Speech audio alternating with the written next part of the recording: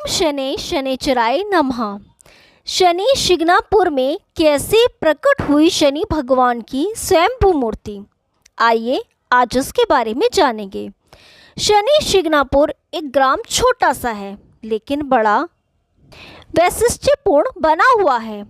चार कुल के लोग शादी ब्याह में एक दूसरे की लड़की ले देकर खून के रिश्तेदार संबंधी बने हुए हैं। यहाँ के लोग सभी मेहमानों की खातिरदारी तथा हृदयपूर्वक आवभगत करते हैं। श्री शनिदेव की लोहा एवं पत्थर युक्त दिखाई देने वाले काले वर्ण वाली 5 फुट 9 इंच लंबी तथा 1 फुट 9 इंच चौड़ी मूर्ति जो आंगन में धूप, ठंडक तथा बरसात में रात दिन खुले आकाश के नीचे है। इसके संदर्भ में स्थानीय बुजुर्गों से सुनने में मिला है कि लगभग 350 वर्षों पहले शिंगणापुर में मूसलाधार घमासान बारिश हुई।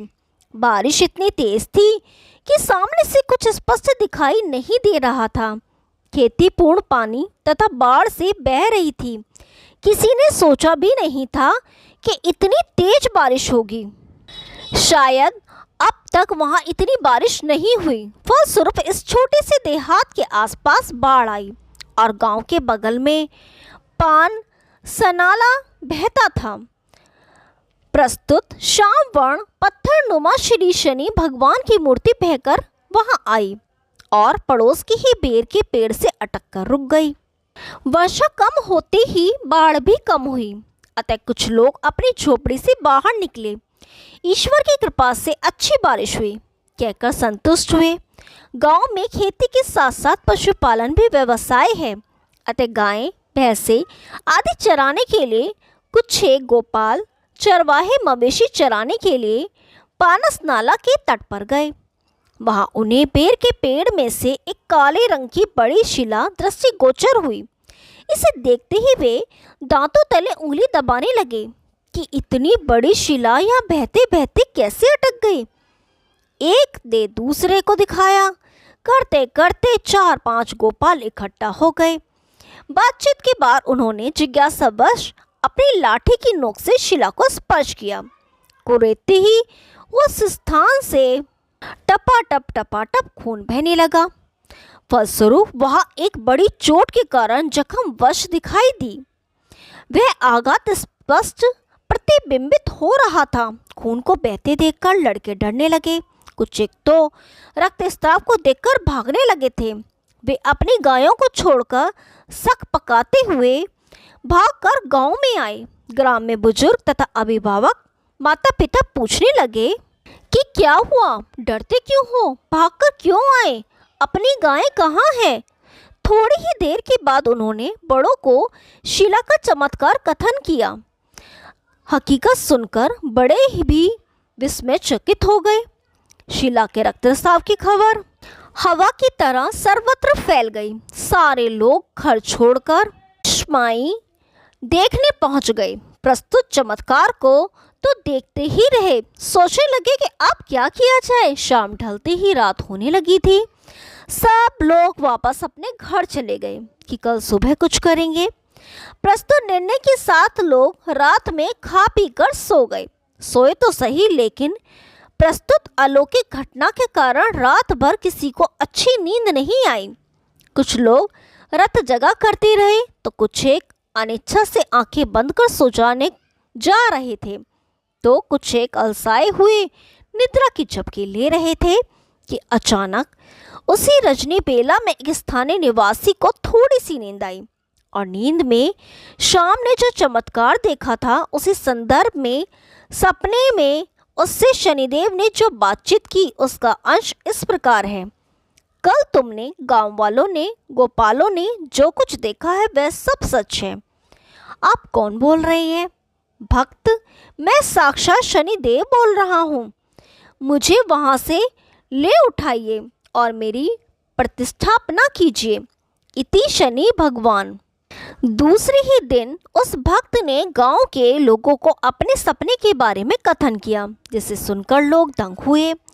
उस भक्त के कहने पर गांव के लोग बैलगाड़ी लेकर मूर्ति के पास पहुंचे। जो बेर के पेड़ में अटकी हुई थी। मूर्ति को उठाकर बैलगाड़ी में चढ़ाने का प्रयास सभी का रहा, लेकिन वे कामयाब नहीं रहे। सभी निराश तथा हताश हुए। दिन भर प्रयत्न करने के बावजूद मूर्ति टस से मस नहीं हुई। अंत में मूर्ति गाड़ी में न चढ़ने के कारण लोग मायूस होकर अपने अपने घर लौट आए। दूसरे दिन फिर शनि भगवान ने अपने उसी भक्त के सपने में आकर निवेदन किया कि बेटा, मैं उस स्थान से तभी उठूंगा जो उठाने वाले रिश्ते में सगे मामा भांजे हों। वे ही मुझे उठाकर कटी हुई बेर की डाली पर डालेंगे। दूसरा, जो बैल जोतेंगे वे काले वर्ण के हों तथा वे भी रिश्ते में मामा भांजे हों। भक्त की नींद खुली तो उसने पाया कि वह तो नींद में सो रहा था। सुबह उठकर उसने यह दृष्टांत गांव वालों को बताया और गांव वालों ने भी अपने दृष्टांत के अनुसार ही किया। तब कहीं मूर्ति कटी हुई बेर की डाली पर डाली गई। यह कितने ताज्जुब की बात रही कि यहाँ पहले मूर्ति को एक साथ अनेक लोगों द्वारा उठाने का प्रयास रहा, लेकिन व्यर्थ। जब केवल 2 सगे मामा भांजे उठाने लगे तो वह सफल हुए। मनुष्य स्वभाव या भक्त के एक स्वभाव की बात यहाँ देखने लायक है। जिस भक्त के सपने में शनिदेव आते रहे, उसने मन ही मन में उस मूर्ति की प्राण प्रतिष्ठा अपनी ही जमीन में करने की पूरी कोशिश की, लेकिन उस जमीन पर से मूर्ति जरा भी हिलने को तैयार नहीं थी। अतः आज जिस स्थान पर मूर्ति शोभायमान है, उस स्थान पर आते ही हलचल हुई और मूर्ति की प्राण प्रतिष्ठा संपन्न हुई। प्रस्तुत चमत्कार के साक्षी तब गांव के सारे लोग थे। कई दिनों तक मूर्ति जमीन पर मामूली चबूतरे पर थी। अब जो चबूतरा दृष्टिगोचर हो रहा है वह तब नहीं था। इसका भी एक किस्सा है। सोनाई के एक भक्त हैं श्री जवाहरमल। धनी होने के बावजूद उन्हें पुत्र रत्न नहीं था, अतः उन्होंने श्री शनिदेव से करबद्ध प्रार्थना की कि अगर मुझे बेटा हुआ तो मैं यहाँ एक सुंदर सा चबूतरा बना दूंगा। प्रकृति में ऐसा खेल हुआ। शनि भक्त जवाहरमल सेठ को कुछ एक दिनों बाद पुत्र होने के संकेत प्राप्त हुए। तब उसने फौरन यहाँ चबूतरा बना दिया।